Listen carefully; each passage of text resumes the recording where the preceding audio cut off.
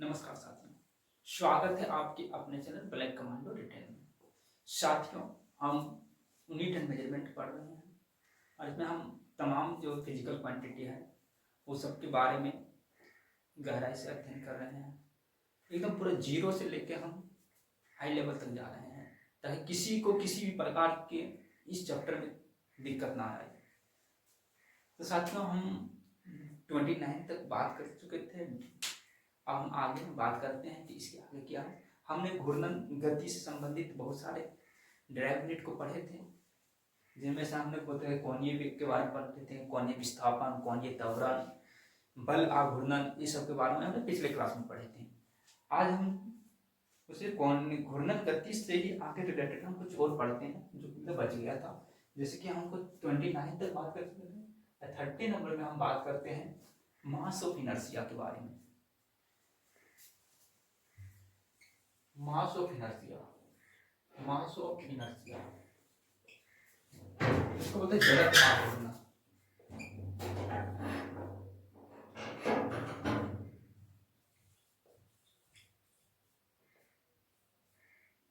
साथियों, हम जानें कि जड़त्व आघूर्ण क्या है।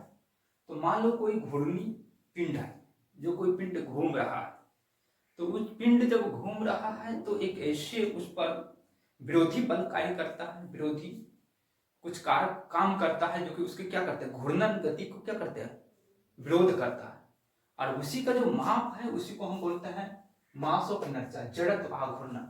जड़त्व आघूर्ण हो जाता है कि जैसे कि मान लो एक पिंड है, एक पिंड मान लो कि यहाँ घूम रहा है अपने अक्ष पर, ऐसे एक पिंड ऐसे घूम रहा है, तो घूम रहा है तो उस पर एक विरोधी बल कार्य करता है जो उसकी गति को, यानी घूर्णन गति को क्या करता है, विरोध करता है, यानी उसमें प्रतिरोध उत्पन्न करता है। और उसी का जो हम माप जो होता है उसी को बोलते हैं जड़त्व आघूर्ण।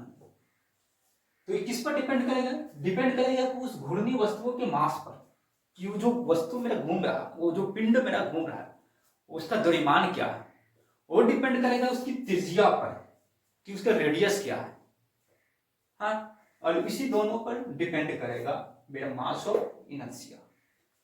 जितना ज्यादा मेरा मास रहेगा और जितना ज्यादा मेरा रेडियस होगा, उसका मास ऑफ इनर्शिया उतना ही ज्यादा, यानी उस पर उतना ही ज्यादा विरोधी कारक कार्य करेगा जो कि उस वस्तु को घूमने के लिए विरोध करेगा कि तुम मत घूमो, रुक जाओ, इधर कहा जा रहा है, रुक जाओ, तुम्हारा यहीं पर खात्मा है।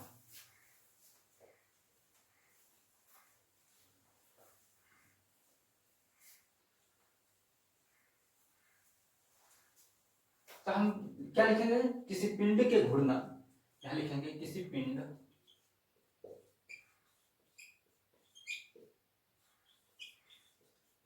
घूर्णन में परिवर्तन की दर,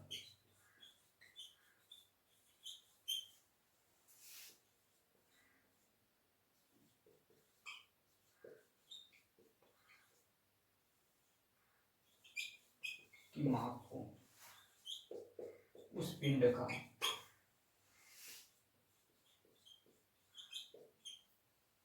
जड़त्व आघूर्ण कहलाता है।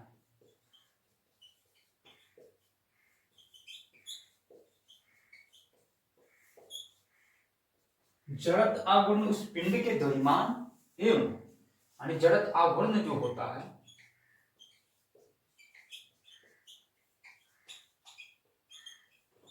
पिंड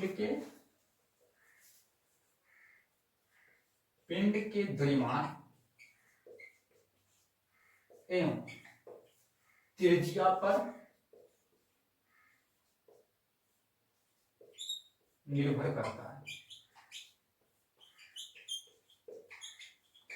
यानी जड़त्व आघूर्ण उतना ही ज्यादा रहेगा जितना उसका मास रहेगा और उसका त्रिज्या। तो क्या बोलते हैं, घूर्णन में परिवर्तन की दर के प्रतिरोध, यानी कि घूर्णन में परिवर्तन, यानी कि उसका घूर्णन में जो परिवर्तन हो रहा है उसको प्रतिरोध कर रहा है, कितना ज्यादा प्रतिरोध कर रहा है, उसी के माप को, यदि ज्यादा प्रतिरोध कर रहा है, यदि ज्यादा उसमें प्रतिरोध उत्पन्न कर रहा है, उसको ज्यादा रुकावट दे रहा है किसी घूर्णी पिंड को घूमने में, तो जितना ज्यादा उसका प्रतिरोध उत्पन्न करेगा उसका जड़त्व आघूर्ण उतना ही ज्यादा होगा, उसको क्या मास ऑफ इनर्शिया उतना ही ज्यादा होगा, मास ऑफ इनर्शिया उतना ही ज्यादा होगा।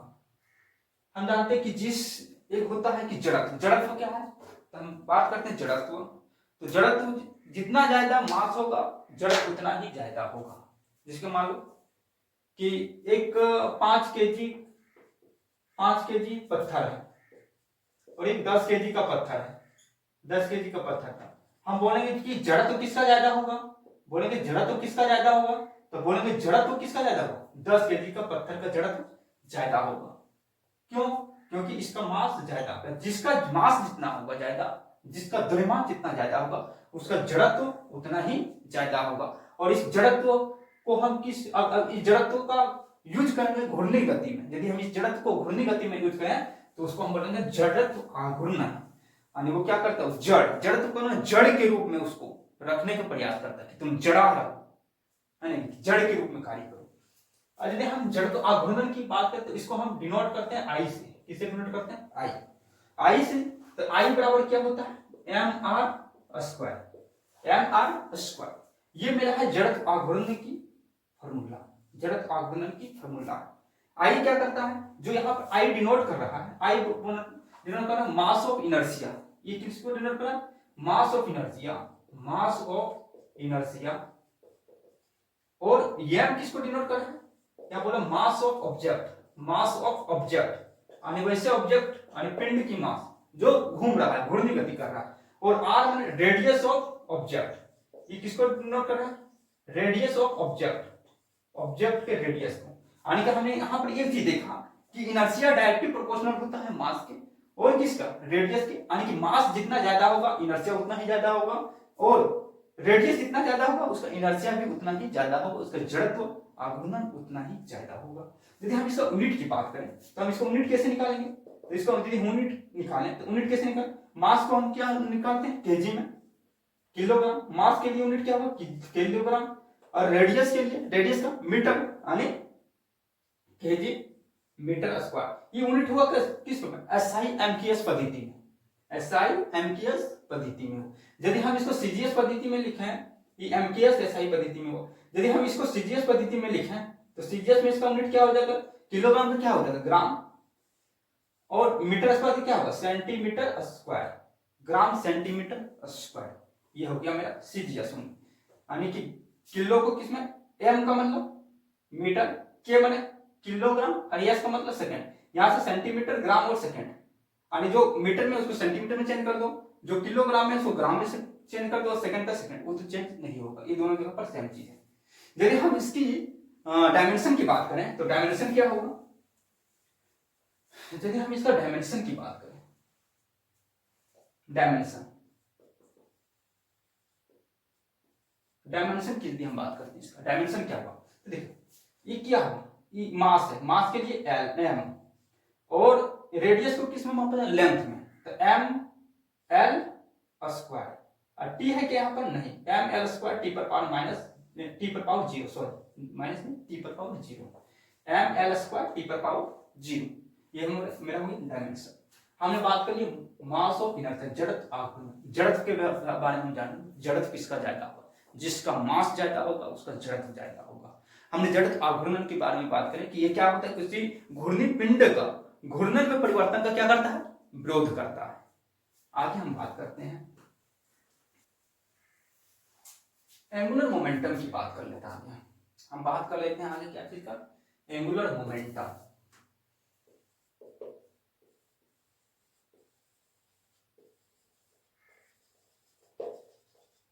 एंगुलर मोमेंटम,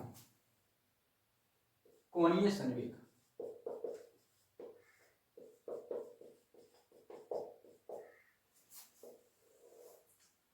एंगुलर मोमेंटम क्या है, तो साथियों एंगुलर मोमेंटम की बात करें, जैसे कि हम साइकिल चलाते हैं, साइकिल चलाते हैं ना, तो हम पेंडल मारते हैं। पेंडल मारने के बाद क्या होता है, पेंडल मारते हैं तो उसका पहिया रोटेट करता है।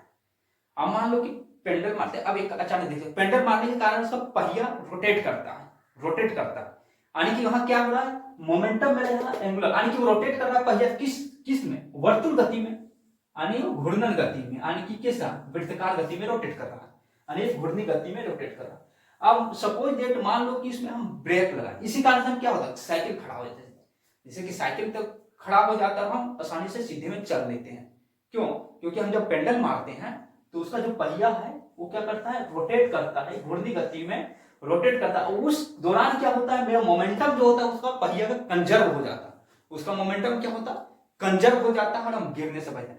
सपोज दैट हम उस पर ब्रेक लगाएं, अब वो क्या करें, साइकिल में हम क्या करें, ब्रेक लगाएं। ब्रेक लगाने के दौरान क्या होता है, उसका जो लय था क्या, वो घूर्णी गति का जो लय था, उसका जो मोमेंटम हो, वो मोमेंटम क्या होता है, टूट जाता है और हम क्या करते हैं, वहां रुकावट में आ जाता है, साइकिल झुक जाता है, झुकने की स्थिति में आ जाता है। यही होता है कि यदि मोमेंटम कंजर्व है, किसी भी चीज का मोमेंटम कब कंजर्व हो, जब वो लगातार घूम रहा हो।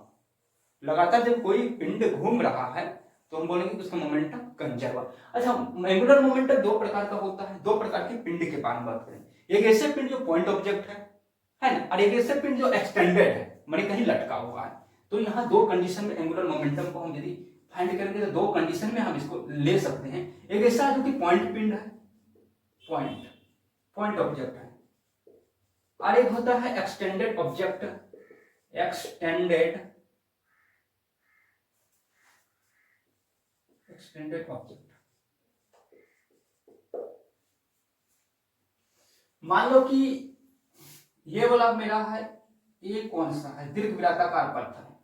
हमारे जो ग्रह जो है, मतलब प्लैनेट जो है, तो सूर्य के चारों जो चक्कर लगा रहे हैं उस किस पथ में लगाते हैं, तो दीर्घ वृत्ताकार पथ में लगाता है, इलिप्टिकल शेप में लगाता है।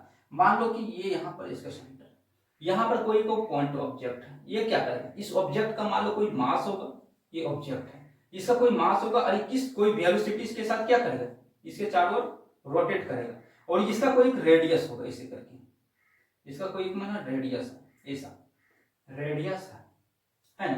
तो यदि हम इसका एंगुलर मोमेंटम निकालेंगे पॉइंट ऑब्जेक्ट, तो एंगुलर मोमेंटम को डिनोट करते हैं किससे, एल से। एल बराबर क्या, एम वी और आर, एम वी और आर। लेकिन एक ऐसे बॉडी जो कि वहां कहीं पर, जैसे कि हमने पिस्टन वगैरह, गैस वगैरह का बात करें, और जो कोई ऐसा ऑब्जेक्ट जो कि एक्सटेंडेड है ना, और वो क्या कर रहा है, रोटेट कर रहा है, अपने घूर्णन अपने अक्ष पर रोटेट कर रहा है, ऐसा लग रहा है कि कोई वो लटका हुआ है।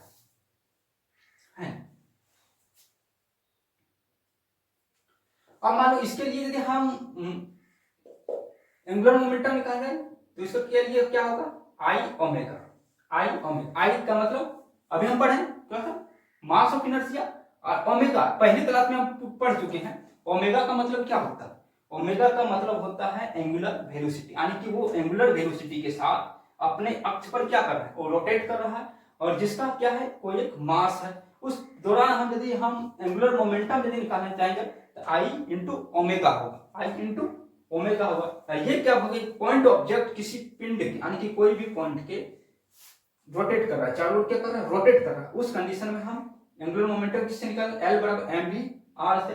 और ये कहीं लटकी हुई अवस्था में है, जो अपने अक्ष पर यदि घूम रहा है, किसी के चारों नहीं घूम रहा, अपने ही अक्ष पर, जैसे पृथ्वी अपने अक्ष पर घूम रहा है, तो उसमें हम ये वाला लगाएंगे। और यदि पृथ्वी सूर्य के चारों चक्कर लगा रहे हैं, ये घूर्णन के कंडीशन में और ये परिक्रमण के कंडीशन में हम ऐसा लगाएंगे। कौन सा, एंगुलर मोमेंटम। जैसे कि हम एक चीज और बात करें, जैसे कि मेरे जो है इलेक्ट्रॉन जो है सो मेरे क्या करता है, न्यूक्लियस के चारों जो रोटेट करता है अपने कक्षा में रोटेट कर रहा है। उस कंडीशन में इस इलेक्ट्रॉन पर भी कौन सा एंगुलर मोमेंटम कार्य करता है, उसका एंगुलर मोमेंटम क्या रहता है, कंजर्व रहता है, जिसके कारण क्या होता है कि वो अपने ही पथ में लगातार क्या करता रहता है, रोटेट करता रहता है। यदि हम यहां पर बात कर लेते हैं, इसका क्या हम यूनिट बात करते हैं,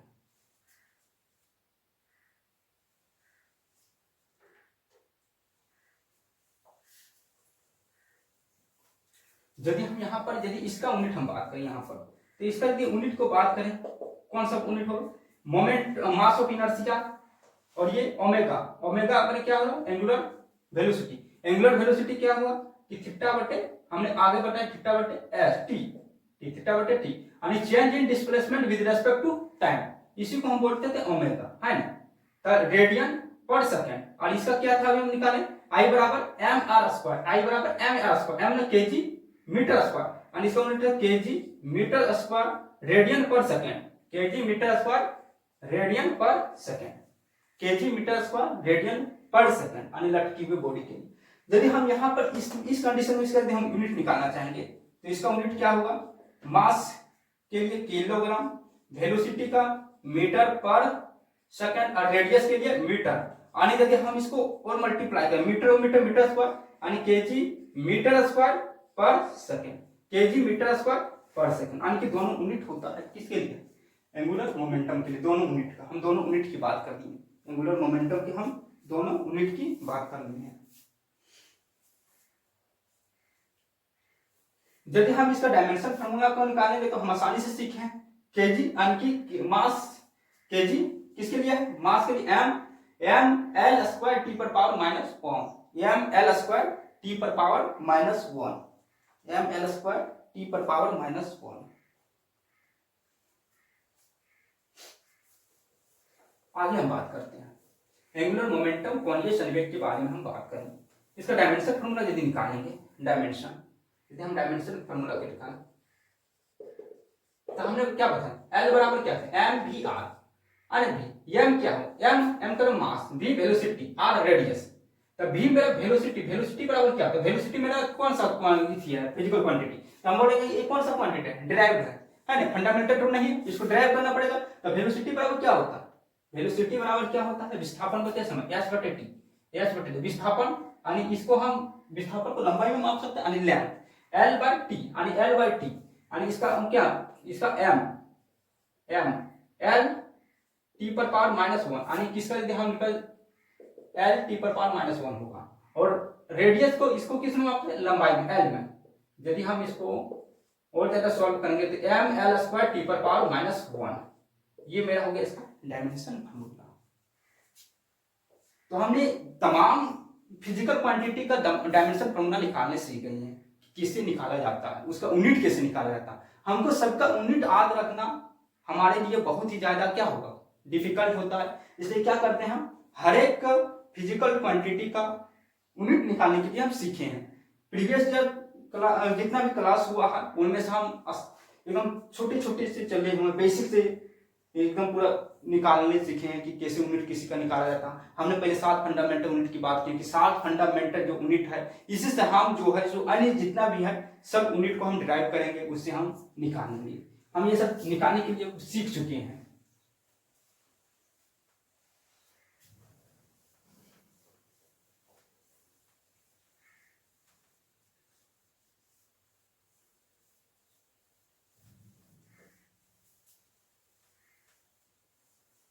हम 32 में बात कर रहे हैं,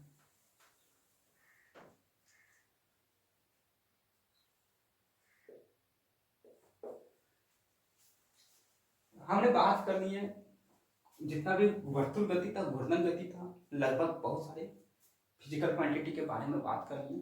जैसे कि हमने अभी एंगुलर मोमेंटम की बात करी, तो एंगुलर मोमेंटम का जो यूनिट जो होता है वही यूनिट होता है, किसका भी होता है, डायमेंशन फार्मूला भी होता है।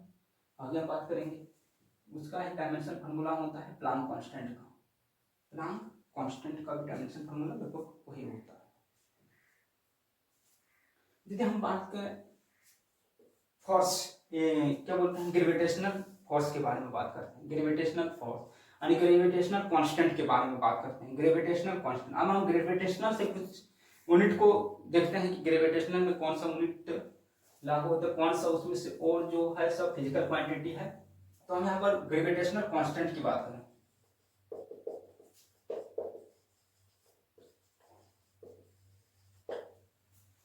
गुरुत्वीय नियतांक, इसको यदि हम बोलेंगे गुरुत्वीय स्थिरांक या नियतांक, स्थिरांक, गुरुत्वीय स्थिरांक। स्थिरांक क्यों बोला जाता है, क्योंकि ये स्थिर है, इसका कोई एक स्पेशल वैल्यू है ना, इसका एक कोई वैल्यू दिया गया।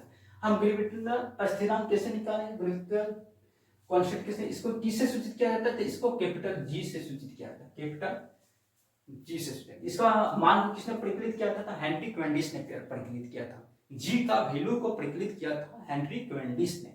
हम यहाँ पर यदि बात करते हैं ग्रेविटेशनल कांस्टेंट के बाद, तो सबसे पहले हम बात करते हैं कि दो बॉडी के बारे में। जैसे कि मान लो ये एक मास एम का मास और एक दूर है यहाँ पर ए। जब हम इसको मेजर करेंगे डिस्टेंस का, तो उसको केंद्र से ही मापा जाता है इसका डिस्टेंस को, यानी ये दोनों बॉडी जो है सेपरेशन है, यार्ड डिस्टेंस से। किससे सेपरेशन है? यार्ड डिस्टेंस से दोनों बॉडी क्या है? सेपरेट है एक दूसरे का। इसका मान लो मास m है और इसका मास स्मॉल m है ना। अब ये क्या होता है कि एक बॉडी जो है तो दूसरे बॉडी पर क्या कर रहा है? अट्रैक्शन फोर्स, गुरुत्वीय आकर्षण बल लग रहा है ना। यहाँ पर क्या होगा? एक दूसरे को आकर्षित करेगा, है ना। जैसे कि मान लो सूर्य के चारों ओर जो ग्रहों की गति होती है, ये गुरुत्वाकर्षण है ना, गुरुत्वाकर्षण के कारण होती है। क्योंकि देखो सूर्य भी क्या करता है? अपनी ओर पृथ्वी को खींच रहा है, जैसे कि और अन्य प्लैनेट है उसको प्लैनेट भी सूर्य को क्या कर रहा है? अपनी ओर। जैसे कि मान लो ये चीज है, ये एक ऐसे खींच रहा है, एक ऐसे खींच रहा है, तो ये कैसा गति करने लगेगी? एक वृत्ताकार पथ में गति करने लगा। मान लो एक खींचने वाला इधर है, एक खींचने वाला उधर भी है, उधर भी एक कोई खींच रहा है, तो ये क्या होगा? खिंचाएगा क्या? इधर भी खींच रहा है, उधर भी खींच रहा है, यानी इसका रोटेशन कैसे हो जाएगा? इससे वृत्ताकार रोटेशन होगा। तो जो ग्रहों का जो गति होता है, ग्रहों का जो गति होता है सूर्य के चारों ओर, वहां पर क्या होता है? ग्रेविटेशनल जो होता है, ग्रेविटेशनल फोर्स काम करता है, ग्रेविटेशनल फोर्स है ना, गुरुत्वाकर्षण बल काम करता है। यहां पर भी क्या लगेगा? ये दोनों पिंड के बीच क्या लगेगा? गुरुत्वाकर्षण बल लगता है, गुरुत्वाकर्षण बल लग रहा है, जिसके कारण क्या होता है? एक प्रत्येक प्लैनेट जो है सो अपनी कक्षाओं में रोटेट करता है, और क्या होता है? रोटेट करता है अपनी कक्षाओं में ही रोटेट करता है, दूसरी कक्षाओं में नहीं। किस कारण से? ये गुरुत्वाकर्षण बल के ही कारण से करता है। यदि हम यहाँ से निकालेंगे गुरुत्वाकर्षण बल बराबर क्या होता है, तो गुरुत्वाकर्षण बल जो होता है वो क्या होता है? दोनों द्रव्यमान के गुणनफल के समानुपाती होता है, दोनों द्रव्यमान के गुणनफल के समानुपाती होता है, और दूरी के व्युत्क्रमानुपाती होता है, यानी दूरी के व्युत्क्रमानुपाती होता है, ये चीज होता है। यदि हम डिस्टेंस को बढ़ा देंगे, डिस्टेंस को यदि हम यहाँ पर बढ़ा देंगे तो यहाँ फोर्स क्या लगेगा? कम लगेगा, और यदि डिस्टेंस को हम घटा देंगे तो क्या होगा? ये फोर्स हम ज्यादा लगेगा। साथ ही साथ डिपेंड करता है उसके मास पर, यानी दोनों को मास के मल्टीप्लाई पर। यदि हम इसको सॉल्व करना चाहेंगे, प्रोपोर्शनलिटी साइन को दोनों एक है, तो प्रोपोर्शनलिटी साइन हो जाएगा m बटे r स्क्वायर। यदि इस प्रोपोर्शनलिटी साइन को हम हटाएंगे, तो यदि हम हटा देते हैं यहाँ प्रोपोर्शनलिटी साइन को, तो क्या होता है? g m स्मॉल m बटे r स्क्वायर। और ये वाला जो चीज है, ये वाला जो है यहाँ पर g, यहाँ पर जो है ये g किसको सूचित कर रहा है? यही है मेरा ग्रेविटेशनल कांस्टेंट, यही मेरा है ग्रेविटेशनल कांस्टेंट, यही है मेरा ग्रेविटेशनल कांस्टेंट। ये मेरा क्या है? ग्रेविटेशनल कांस्टेंट है। ये मेरा क्या? मास ऑफ फर्स्ट ऑब्जेक्ट और मास ऑफ सेकंड ऑब्जेक्ट। हम यहाँ मास कैपिटल M यहाँ पृथ्वी का, हम किसका लेके, अर्थ के लिए लेके चल रहा है। ये अर्थ माने कि मान लो अर्थ है, किसी ऑब्जेक्ट को क्या कर रहा है? अपनी ओर अट्रैक्ट कर रहा है। हम ये कैपिटल M अर्थ के लिए लेके चल रहे हैं, और ये M कोई पिंड के लिए लेके चल रहे हैं, यानी कोई भी एक ऑब्जेक्ट के लिए लेके चल रहे हैं। हम ये कैपिटल M को किसके लिए लेके चल रहे हैं? अर्थ के लिए। मान लो एक अर्थ है और ये कोई ऑब्जेक्ट है, दोनों के बीच क्या हुआ? अट्रैक्शन काम कर रहा है। तो यहाँ पर हमने बात करनी, फोर्स यदि इसमें बीच लगेगा, इस अर्थ और इस ऑब्जेक्ट के बीच जो फोर्स लगेगा, वो फोर्स किसके? वो दोनों ऑब्जेक्ट के मास के मल्टीप्लाई, और ये क्या? ये अर्थ और इस ऑब्जेक्ट दोनों के डिस्टेंस के व्युत्क्रमानुपाती होगा, है ना, उसके वर्ग के व्युत्क्रमानुपाती होगा। यदि हम यहाँ से g को फाइंड करना चाहते हैं, तो g का फाइंड कैसे करेंगे? तो यहाँ पर हम देखते हैं,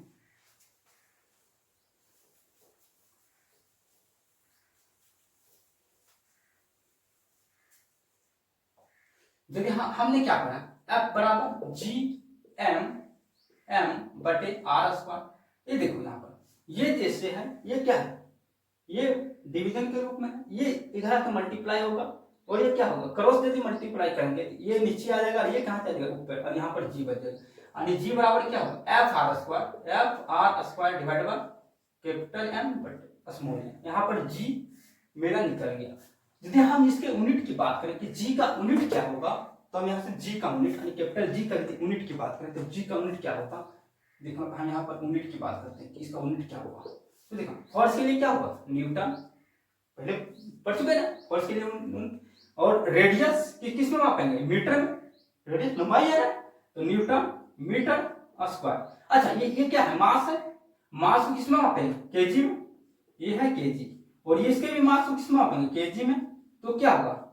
Newton metre square KG square, KG पर पावर 1 केजी पर केजी स्क्वायर। यदि इसको और हम सॉल्व करेंगे तो न्यूटन मीटर स्क्वायर पर KG square, newton metre square पर केजी स्क्वायर, यानी न्यूटन मीटर स्क्वायर प्रति वर्ग किलोग्राम। ये किसका है?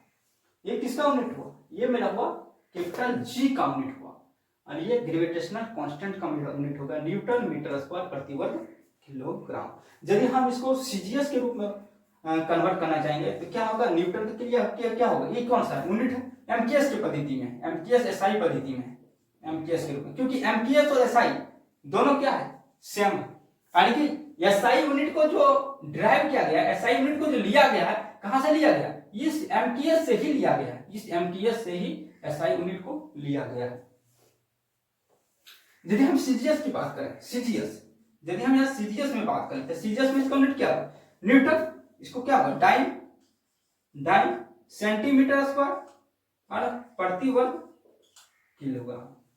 ये ग्राम में हो जाएगा डाइन सेंटीमीटर स्क्वायर ग्राम पर पावर -2, है ना। ये यदि हम आगे बात करें कि जी का वैल्यू क्या होता है, तो हेनरी क्वांटिस्ट ने जी का एक वैल्यू दिया है, उस वैल्यू का बात करते हैं। एक्सीलरेशन ड्यू टू ग्रेविटी के बारे में बात करते हैं, तो वो क्या चीज होता है? जिसके मान लो कोई भी पिंड गति कर रहा है तो उस पर दो प्रकार का फोर्स, जैसे कि मान ली ये मेरा क्या है? ये मेरा सेंटर है, ये मेरा सेंटर है। यहाँ पर मैंने कि एक पिंड है, मैंने ये अर्थ है, या तो ये सन है, कुछ भी मान ले। अच्छा, ये मेरा है अर्थ, अर्थ के चारों ओर कौन चक्कर लगा है? मेरा चंद्रमा लगा है, यानी उसको बोलते हैं कौन? ये बोले चंद्रमा। तो ये भी क्या हुआ? पृथ्वी भी चंद्रमा पर, यहाँ पर मान लो मून है, ये क्या है? मून है। ये मान लो अर्थ है, अर्थ का जो चक्कर लगा रहा है वो मून है। ग्रह यानी कि सूर्य के जो चक्कर लगाते हैं उसको हम ग्रह बोलते हैं, है ना। और जो ग्रह के चक्कर लगाते हैं उसको बोलते हैं उपग्रह, यानी पृथ्वी का उपग्रह कौन सा है? चंद्रमा। मान लो चंद्रमा अपने और एक बल लगाता होगा, पृथ्वी भी अपने और एक बल लगाता होगा, जिसके कारण क्या होगा? ये चंद्रमा इसके चारों ओर रोटेट कर, दूसरा बोलिए, और इसके बीच में एक और फोर्स काम करता है, एक होता है सेंट्रीपिटल फोर्स, केंद्र की ओर बल, यानी केंद्र की ओर बल, और एक केंद्राभिसारी बल, केंद्र के बाहर बल लगाना, यानी इसके केंद्र की ओर सेंट्रीपिटल फोर्स भी लगाना, यानी केंद्र की ओर एक बल लग रहा है यहाँ पर, इसके ई बल, और ये क्या होता है? केंद्र से बाहर जाना चाहता है, इसको इधर खींच रहा है। यदि हम यहाँ पर एक और बात करें एक्सीलरेशन ड्यू टू ग्रेविटी के बारे में, कि एक्सीलरेशन ड्यू टू ग्रेविटी क्या है?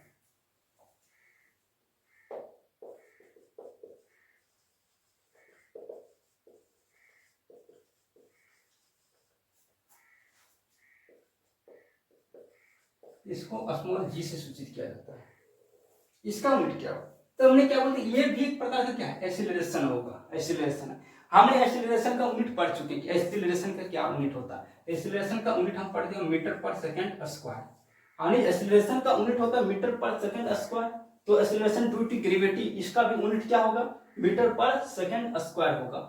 हम जानते हैं कि मान लो कि कोई भी, जैसे कि हम जान रहे हैं फोर्स, एक ये फोर्स लगा है, फोर्स बराबर mg होता है, mass into acceleration due to gravity. और एक ऐसा पिंड, ये वाला जो फोर्स होगा, जैसे मान लो ये वाला फोर्स जो होगा ग्रेविटेशनल फोर्स के बराबर होगा। क्यों होगा? देखो, मान लो कि ये मेरा अर्थ है, ये मेरा पृथ्वी है, और मान लो कि यहाँ से एक ऑब्जेक्ट जो है सो यहाँ पर ये अट्रैक्ट कर रहा है, ये ऑब्जेक्ट अट्रैक्ट कर रहा है, तो ये ऑब्जेक्ट इसकी ओर अट्रैक्ट हो रहा है, कहने का मतलब नीचे की ओर जी लग रहा है, इसका कोई एक मास है, और ये मेरा पृथ्वी है, अर्थ है, इसका अपना मास है। ये क्या करे? इसकी ओर अट्रैक्ट कर रहा है। यहाँ पर कौन सा फोर्स लग रहा है? यहाँ पर जो मेरा फोर्स लग रहा है वो ग्रेविटेशनल फोर्स लग रहा है। ऐसे ये दोनों के बीच जो मेरा फोर्स लग रहा है वो ग्रेविटेशनल फोर्स लग रहा है। अब ये मास जो है पृथ्वी को अट्रैक्ट करते हुए पृथ्वी की ओर नीचे आ रहा है, गिर रहा है।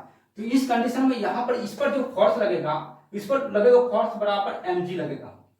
m माने कि मास, और g acceleration due to gravity, पृथ्वी की ग्रेविटी का वो ऑब्जेक्ट पृथ्वी की ओर आ रहा है। तो यहाँ पर ये फोर्स और ये फोर्स क्या होगा? दोनों बराबर होगा, यानी F बराबर mg और F बराबर g m बटे r स्क्वायर। दोनों फोर्स क्या है? एक दूसरे के इक्वल है। यदि हम ये और ये दोनों समीकरण की बात करें तो ये फोर्स और ये फोर्स दोनों क्या है? इक्वल है। तो अब इस और इस दोनों को क्या कर सकते हैं? इक्वल कर सकते हैं, यानी कि हम लिख सकते हैं कि mg बराबर g m बटे r स्क्वायर। r स्क्वायर क्या हो रहा है कि इस दोनों के बीच की दूरी r है, ठीक ना। यदि देखो स्मॉल m से ये स्मॉल कट गया, यानी कि हमको ये चीज पता चल गया कि यदि कोई पिंड पृथ्वी की ओर गिर रहा है, कोई पिंड पृथ्वी पर गिर रहा है, मतलब कि ये देखो, इसके ऊपर रखते हैं, यहाँ पर रखते हैं, ये m द्रव्यमान का कोई पिंड है, इसके बीच की डिस्टेंस क्या है, ये दोनों के बीच r है, और इसके कारण से यहाँ पर कौन सा फोर्स लग रहा है, इसके कारण यहाँ पर ग्रेविटेशनल फोर्स लगा, और ये पृथ्वी की ओर नीचे आकर गिर रहा है, जैसे कि सेब जो है सो क्या हुआ, पृथ्वी की ओर, जैसे कि पेड़ से फल गिर रहा है, तो फल गिर रहा है, एक्सीलरेशन ड्यू टू ग्रेविटी नीचे लग रहा है, इसलिए वो सेब क्या करेगा, नीचे की ओर आएगा, और इसके बीच कौन सा और काम करेगा, कौन सा फोर्स करेगा, ग्रेविटेशनल फोर्स काम करेगा। साथ ही साथ ये जी के कारण ये क्या कर रहा है, नीचे की ओर गिर रहा है, इसके कारण से एक और फोर्स इस पर काम करेगा, F बराबर mg। इस कारण से दोनों फोर्स मेरा क्या होगा, बराबर होगा। अब यहाँ पर देखो, जो मेरा वस्तु पृथ्वी की ओर अट्रैक्ट कर रहा है, जो मेरा वस्तु पृथ्वी की ओर गिर रहा है, उसके द्रव्यमान पर इफेक्ट नहीं करेगा, उसका द्रव्यमान क्या होगा, उसके द्रव्यमान का वैल्यू खत्म हो गया, यानी किसका, केवल मास, किसका मास पर डिपेंड कर रहा है, पृथ्वी के मास पर, यानी इसका जो वैल्यू है सो खत्म, यानी कि जी का वैल्यू जो होगा, जी बराबर होगा gm बटे r स्क्वायर, स्मॉल जी का वैल्यू होगा वो gm बटे r स्क्वायर हो जाएगा। क्यों, इसलिए बोला जाता है कि मान ले कोई एक हल्की वस्तु और एक भारी वस्तु को, दो वस्तुओं को एक साथ गिराया जाता है, तो कौन सा वस्तु पृथ्वी पर पहले पहुंचेगी। यदि हम यहाँ पर कोई भी विरोधी कारक को, यदि हम विरोधी कारक को नगण्य मान के चले कि यहाँ पर कोई भी विरोधी कारक नहीं है, तो यदि हम एक भारी वस्तु और एक हल्की वस्तु दोनों को एक साथ पृथ्वी पर गिराएं, तो दोनों वस्तु एक साथ पृथ्वी पर आएगी। क्यों आएगी, इसलिए आएगी क्योंकि गिरने वाले वस्तुओं का मास डिपेंड नहीं करता। अभी हम देखें कि जो गिराया जा रहा है वस्तु, उसका मास यहाँ पर जी में डिपेंड नहीं करता, एक्सीलरेशन ड्यू टू ग्रेविटी जो है उस मास पर डिपेंड नहीं करता है जिस वस्तु को गिराया था। मान लो वहां पर यदि विरोधी कारक, जैसे हवा के घर्षण के कारण या किसी कारण से, मान हल्की वस्तु रहे तो हवा के कारण से इधर उधर हो सकता है, तो वो क्या करे, लेट से पहुंचेगा, भारी वाला तुरंत पहुंचेगा। लेकिन हम यदि विरोधी कारक को नगण्य मान ले, क्योंकि यहाँ वायु का घर्षण इस सबको नगण्य मान ले, और यदि दोनों भारी वस्तु और हल्की वस्तु दोनों को एक साथ गिराया जाएगा, तो वह पृथ्वी पर एक साथ आएगा। क्यों, क्योंकि उसके मास जो होता है वो एक्सीलरेशन ड्यू टू ग्रेविटी पर कोई इफेक्ट नहीं डालता है। यदि हम इसके स्मॉल जी की बात करें तो स्मॉल जी का मान जो होता है 9.8, इसका यदि जी का मान जो होता है, स्मॉल जी का मान होता है वो 9.8 मीटर पर सेकेंड स्क्वायर होता है। स्मॉल जी का मान क्या होता है, 9.8 मीटर पर सेकेंड स्क्वायर होता है। यदि हम यहाँ से इसका यूनिट को फाइंड करना चाहें, यदि हम यहाँ से इसका यूनिट को फाइंड करना चाहें, इसका यूनिट क्या निकलेगा, यदि हम ये वैल्यू लिख देते हैं, क्या स्मॉल जी का वैल्यू क्या होता है, 9.8 मीटर पर सेकेंड स्क्वायर। कहीं कहीं इसको 10 लेके चलता है, कोई जैसे कि हमको कोई क्वेश्चन को सॉल्व करना रहता है, कभी कभी 10 लेके भी चलता है। यहां पर देखो,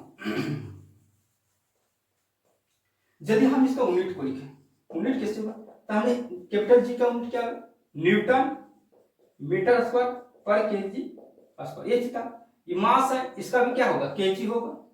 ये क्या होगा, डिस्टेंस है, डिस्टेंस है ना, पिंड का बीच की डिस्टेंस है, ये बोला तो डिस्टेंस है। अब डिस्टेंस यदि है ये यहां से यहाँ की क्या है, एक डिस्टेंस है, तो ये डिस्टेंस की क्या होगा, मीटर स्क्वायर होगा, है ना, मीटर स्क्वायर होता है। ये मीटर स्क्वायर से ये मीटर स्क्वायर खत्म हो गया, है ना। अब यहाँ पर क्या गया, न्यूटन, ये केजी पर पावर 1 है, केजी पर पावर -1, 1 में से -2 गया, तो क्या एक -2, 1 -2 यानी कि -1 बचेगा, और न्यूटन पर केजी, न्यूटन पर केजी, इसका एक यूनिट ये भी होता है न्यूटन पर केजी। और दूसरा यूनिट क्या हुआ, दूसरा क्या हुआ कि एक्सीलरेशन ड्यू टू ग्रेविटी है। इसी का यदि हम इसको और फाइंड करें, इसको यदि और फाइंड करें तो न्यूटन को क्या लिख सकते हैं, पहला एक यूनिट तो ये मेरा बन गया, एक यूनिट तो मेरा क्या बन गया, ये वाला न्यूटन पर केजी। यदि हम न्यूटन को फाइंड करें एसआई के यूनिट, एसआई के केस में ये बोला, यदि हम इसको एमकेएस के फॉर्म में ला दें, एमकेएस के फॉर्म में इस यूनिट को ले जाएं, तो न्यूटन को क्या लिखते हैं, किलोग्राम मीटर पर सेकंड स्क्वायर, यही जाएगा। आगे हम पढ़ चुके हैं ना सब यूनिट के बारे में, तो हम डायरेक्ट हम लिख लेते हैं। न्यूटन के लिए हम लिख देंगे किलोग्राम मीटर पर सेकंड स्क्वायर, क्योंकि हम पहले पढ़ चुके हैं डायरेक्ट न्यूटन, और ये पर केजी, ये पर केजी, ये केजी से ये केजी खत्म। अब यह क्या, मीटर पर सेकंड स्क्वायर, यानी इसका दूसरा यूनिट क्या होगा, एमकेएस के फॉर्म में इसका यूनिट क्या होगा, न्यूटन, क्या होगा, एक न्यूटन पर केजी एसआई के फॉर्म में, और यदि हम इसको एमकेएस के फॉर्म में तो मीटर पर सेकंड स्क्वायर। हमने दोनों यूनिट की बात कर चुके हैं। यदि हम सीजीएस में बात करें तो डाइन पर ग्राम, डाइन पर ग्राम होगा, और सेंटीमीटर पर सेकंड स्क्वायर भी होगा, कोई दिक्कत नहीं। अब आगे हम चलते हैं। हमने इस सब चीज के बारे में बात कर ली, कैपिटल जी के बारे में बात कर लिया, स्मॉल जी के बारे में बात कर लिया, मास ऑफ इनर्शिया के बारे में, इसके बारे में हम बात कर दिए, है ना, इसके वैल्यू के बारे में बात कर चुके हैं। साथियों कृपया करके इसका सही आंसर कमेंट बॉक्स में टाइप कीजिएगा, अपना रिव्यू दीजिएगा क्लास के बारे में, और लाइक करें, शेयर करें, कमेंट करें। यदि आप इसको ज़्यादा से ज़्यादा शेयर करेंगे अपने दोस्तों आरों के साथ, ज़्यादा व्यू आएगा, इसके कारण से हम, मेरे अंदर ज़्यादा मोटिवेशनल होगा, और अच्छी तरह से और ज़्यादा मेहनत करने के मेरे अंदर भी वैसी उत्सुकता आएगी कि हम और ज़्यादा मेहनत करें। सो साथियों, मेरे दोस्तों, कृपया करके ज़्यादा से ज़्यादा लाइक एंड शेयर करें, कमेंट करें। धन्यवाद।